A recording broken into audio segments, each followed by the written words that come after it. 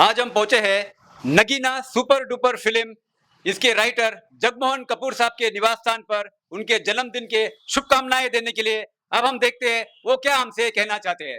धन्यवाद। आप जब आए तो सबसे पहले तो मैं आपका स्वागत करता हूं। आज के दिन आपकी शुभकामनाएं जो है, आज इसीलिए तो मैं इस एज में आया हूं कि आप सबका प्यार मुझे मिलता रहा है, पूरी इंडस्ट्री का मिलता रहा है और आप लोगों का मिलता रहा है। इसके लिए मैं आपका बहुत आभारी हूँ, बहुत बहुत धन्यवाद करता हूँ। सर, इस उम्र में भी आप एकदम एंथुसियास्टिक हो और बहुत सारी चीजें और भी आप फिल्म इंडस्ट्री के लिए करना चाहते हो। ये जो उत्साह आप में देखे हम में जो एनर्जी जनरेट होती है, इसके लिए मेरे पास कोई शब्द नहीं। ग्रेट जगमोहन जी।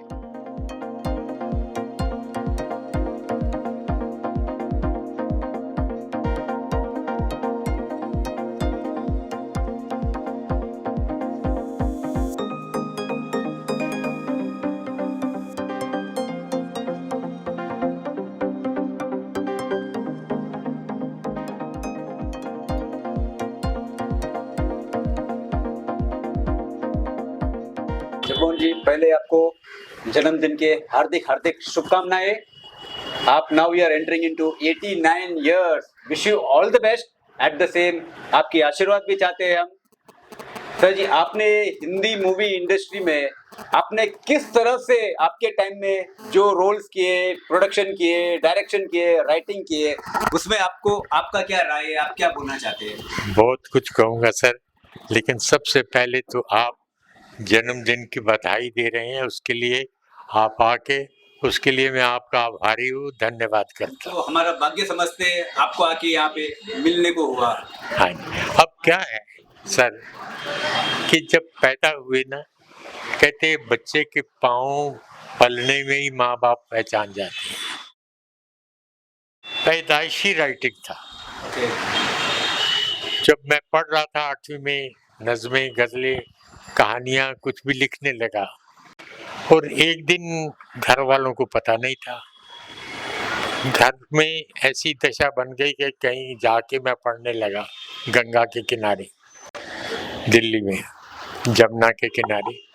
और वहाँ क्या करता हूँ, भाई ने पूछा, तब मैं मैट्रिक करने वाला था, तो भाई ने पूछा क्या करते हो सारा सारा दिन जाके, इधर बताओ, बस्ता बताओ। बस्ता बताया, उसमें से जो किताब निकली, जो मेरी रफ कॉपी थी, उसके अंदर एक कहानी थी मेरी लिखी हुई, नाम था सन्नाटा। मेरे भाई ने पन्ने पलटने शुरू कर दिए, रात को 9 बजे से 10 बजे तक वो कहानी पढ़ते रहे। उसने बोला ये कहानी तुमने लिखी है? हो ही नहीं सकता, तो लगता है किसी अच्छे बड़े राइटर ने लिखी है। आपको मैं बताऊं, उस दिन मुझे एहसास हो गया कि मैं राइटर बन सकता हूँ। किस मुद्दे पे आपने, किस टॉपिक पे लिखे थे वो? मैंने उसका तो क्राइम पे लिखा था। मतलब उस टाइम से आपको क्राइम दिमाग में आ गई थी? क्राइम था, सस्पेंस ड्रामे का। मैं प्रभावित था महल पिक्चर से, मैं प्रभावित था राज कपूर की बरसात पिक्चर से। उन्होंने मेरे जीवन में बहुत बड़ा तब्दीली लाई और उससे मैं धीरे धीरे करते करते आज मैं आपको बता देना चाहता हूँ कि मैंने 14 फिल्में की हैं। भारत की तकरीबन आधी लैंग्वेज के ऊपर तो मेरी पिक्चर है। नगीना डायमंड जुबली है, जहाँ आज भी मैं जाता हूँ तो लोग बोलते हैं नगीना वाले कपूर साहब आ गए। और दूसरा, अमेरिका इंग्लैंड से भी उसके लिए बधाई आज भी कहीं लगती है टीवी पे भी, तो सर आपके पिक्चर देख रहे हैं, ऐसा लोग कहते हैं।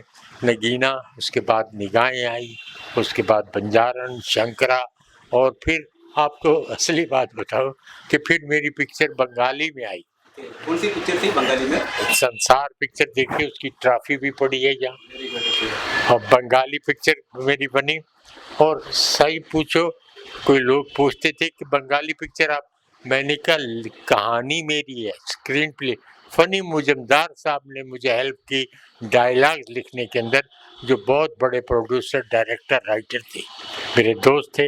उन्होंने डायलॉग्स में मेरी मदद की और मुझे कलकत्ता बुला के ऑनर किया गया, सिल्वर जुबली वहाँ हुई थी। तो बड़े ऐसे मेरे दोस्त। कौन सी साल की बात थी ये कम से कम 30 साल पहले की बात कहता हूँ, डेट नहीं बता सकूंगा, लेकिन 30 साल पहले की ये बात है। तो 30 नहीं होगा तो 28 होगा, ऐसा इतने दिन हो गए। और मैं आपको बताऊं कि मेरी किन किन पिक्चरों में, मैंने अभी बताया कि बंगाली पिक्चर में संसार, फिर उड़िया में मिथु माया संसार, उसके बाद भाभी माँ भोजपुरी में, गुजराती में भाभी ना पालो माँ देवर नुसनी, और उसके बाद मराठी में छत्रपति शिवाजी। ऐसी पिक्चरें मुझे करने का मौका मिला। और आज भी मैं गली से गुजरूं, बाजार से गुजरूं, नगीना वाले कपूर साहब, और हर जगह मुझे रिस्पेक्ट मिलती है कि नगीना जैसी पिक्चर शायद मैं भी जिंदगी में नहीं बना सका।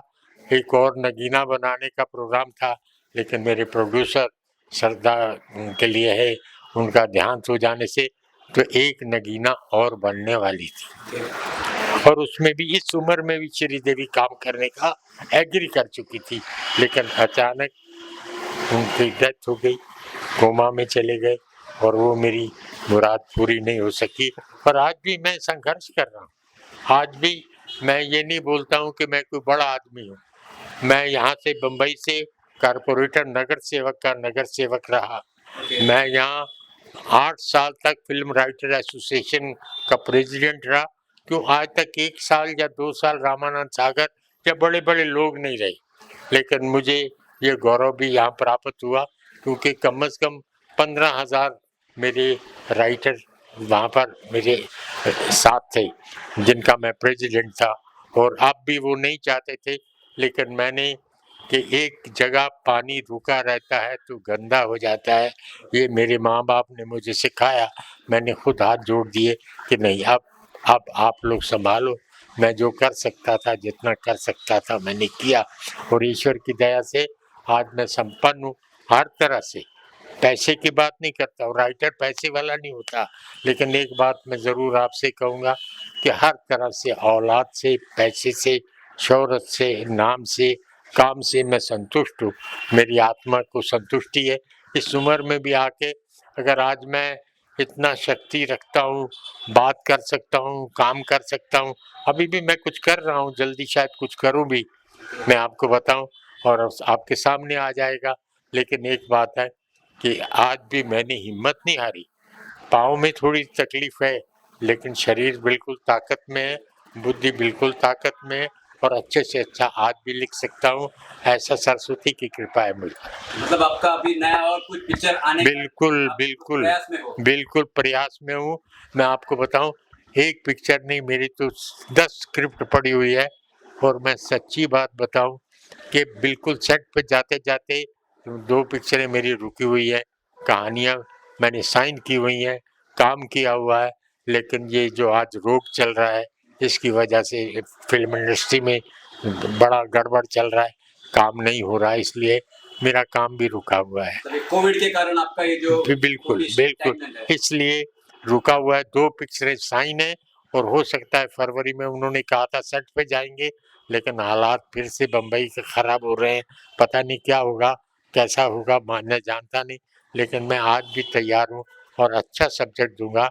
लोग निगाहें की तरह मुझे अब भी याद करेंगे। तो लेकिन आपने जो फिल्म लाइन में जब स्टार्टिंग शुरुआत में की और अभी के ट्रेंड में आपको क्या डिफरेंस लग रहा है या क्या फर्क लग रहा है? उस वक़्त कलाकार की इज़्ज़त थी, उस वक़्त अच्छी पिक्चर की कीमत थी। आज तो क्राइम पिक्चरें बन रही हैं, आज वो बात नहीं है। अंदर से जो चीज़ चाहिए, अब पुरानी पिक्चरों को देखिए तो उसमें आत्मा है, और अब की जो पिक्चरें हैं वो तो ऊपर चलती है। अगर स्क्रीन प्ले में वो बात नहीं कि हम उसमें इन्वॉल्व हो जाएँ, और स्क्रीन प्ले इतना अच्छा हो कि हमको लगे मैं ही इसका हीरो हूँ, मैं ही इसका विलन हूँ, मैं ही ये हूँ। ये चीज़ जब पैदा हो जाती है कि ये कहानी मेरे घर की है, मेरे गाँव की है, मेरे शहर की है, इन्वॉल्व हो जाता है, तो वो पिक्चर हिट हो जाती है सर। और मैंने ये देखा, मुझे गर्व से कहना पड़ता है कि ये चीज़ मैंने बंगालियों में देखी थी। और वो डेप्थ में जाते थे, और वो मैं अंडरकरंट, मैंने किसी को गुरु नहीं माना, लेकिन मैंने उनकी पिक्चरों से बहुत कुछ सीखा है कि अगर ऐसा करो तो लोगों को टच करता है, हृदय को अच्छा लगता है। धन्यवाद। आपने बहुत मुझे आप इतने सारी भाषाओं में किए, लेकिन कौन सी भाषा में करने की आपकी ज्यादा उत्साह थी, या किसमें ज्यादा इफेक्ट या इम्पैक्ट रहा आपको? देखिए जी, इम्पैक्ट तो हिंदी में ही रहेगा, हिंदी उर्दू में नहीं। अच्छा, और मैं आपको एक और बताऊं, तो ये हिंदी या उर्दू की पिक्चर नहीं होती, मैं कहूँ हम हिंदुस्तानी में करते हैं। जहाँ हिंदी के शब्द अच्छे आते हैं हम यूज़ करते हैं, और जहाँ पर उर्दू के शब्द आते हैं उनको यूज़ करते हैं। आज कई पिक्चरों में आप उर्दू का नाम देखोगे, पिक्चर हिंदी होती है, और हिंदी के अंदर उर्दू के डायलॉग होते हैं। तो हिंदुस्तानी जो है वो लोगों को अच्छी लगती है, क्योंकि वज़न चाहिए डायलॉग बोलते वक़्त। वज़न हिंदी के शब्दों में या दूसरी लैंग्वेज में उतने नहीं आते जितने उर्दू में आते हैं। और मैं उर्दू पढ़ा हूँ। मैं पाकिस्तान बनने के बाद हिंदुस्तान आया हूँ, मैं वहाँ का रहने वाला हूँ, तो मेरे ऊपर उर्दू की छाप है। कहाँ पे थे पहले आप? पेशावर में। पेशावर में। दूसरी बात आपने छेड़ दी। पेशावर में मैं राज कपूर की फैमिली से मेरा संबंध है, और विनोद खन्ना मेरा भांजा है जिनकी डेथ हो गई है। तो मेरा फिल्मी इतिहास, मेरा बैकग्राउंड वैसा भी है, और मेरी हर वक्त लैंग्वेज के ऊपर तो असर ही उर्दू का है, और लोग मुझे बड़ा प्यार करते हैं। मुझे हर धर्म के, हर प्रांत के लोग बहुत प्यार करते हैं। मैं एक ख़ास बात आपको बताना चाहता हूँ, जब मेरी नगीना पिक्चर रिलीज़ हुई तो बहुत इतने पत्र आए कि मैं आपको बता नहीं सकता, हज़ारों पत्र आए, मैं पढ़ता था, अच्छा लगता था, क्योंकि पहली पिक्चर मुझे इतनी रिस्पांस मिली थी, और मैं पागलों की तरह उनको पढ़ता था। उसमें एक बड़ा गंदे से पेपर के ऊपर, पोस्ट कार्ड के ऊपर किसी का मराठी में लिखा हुआ पत्र आया था, जो मेरे लिए रिकॉर्ड है, जिसको मैं बताना चाहता हूँ। उस पत्र में लिखा था, भाई साहब, भाऊ तुमची पिक्चर नगीना में बघितली, आता पण जीव नाही भरला। 58 बार बघितली, आता पण जीव नहीं भरला। वो मेरा सर्टिफिकेट है कि छोटे से साधारण से किसी आदमी ने मेरे लिए इतना अच्छा कमेंट्स किया था, और मैं गर्व से, मेरी छाती फूलती है कि मैंने जो किया अच्छा किया। गलत मेरा कोई सब्जेक्ट नहीं था, कोई डायलॉग नहीं था, कभी भी इस तरह की कोई बात नहीं कि कपूर साहब ये क्या कर दिया। सबने सराहा, सबने माना, और आज आप मेरे बीच में बैठे हैं और आपने समय दिया, इसके लिए मैं आपका आभारी हूँ, धन्यवाद करता हूँ।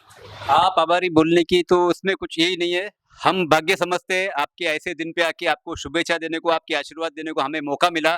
आपने आपके इस उम्र में आप में अभी अभी भी वो जल रहा है कि और कुछ पिक्चरें आपके आने वाली है, ये सुन के तो हमको और एनर्जी मिल रहा है। मतलब इस उम्र में भी आदमी कुछ करना चाहता है, और भारतवर्ष में हमारे लिए जगमोहन कपूर जैसे ऐसे एक महान कलाकार, जो हमारे लिए, लोगों के लिए जो कुछ करना है करके अब भी सोचते हैं, इनके लिए ये देखिए, ये जो दृश्य सामने दिख रहा है, उनके अवार्ड्स और ये ट्रॉफीज, ये साबित करता है कि वो कितने काम किए हैं, और किस तरफ से वो और भी उत्साह है अपने लाइफ में फिल्म इंडस्ट्री के लिए। कपूर साहब, आपसे मिलके बहुत अच्छी लगी। Best wishes to you on entering into 89 years. We wish you a long life from entire JKT team. Wish you all the best. ऐसे ऐसे बार बार हमें मौका मिले आपको मिलने का। धन्यवाद सर जी।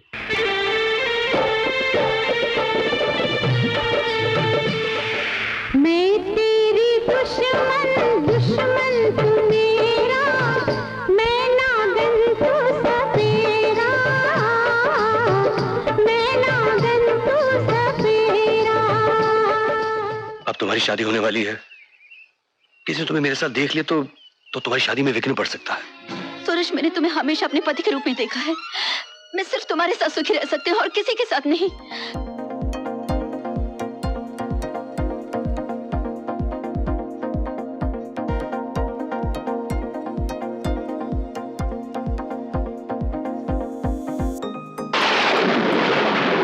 जय नागराज, तेरी इतनी हिम्मत कि ये बात कहने के लिए तो हमारे डेरे तक चली आई। मैं तुम्हें ये बताने आई हूँ कि जो भी मेरे पति या मेरे खानदान का बुरा चाहेगा, उसका भी वही हाल होगा जो तुम्हारे नागराज का हुआ है।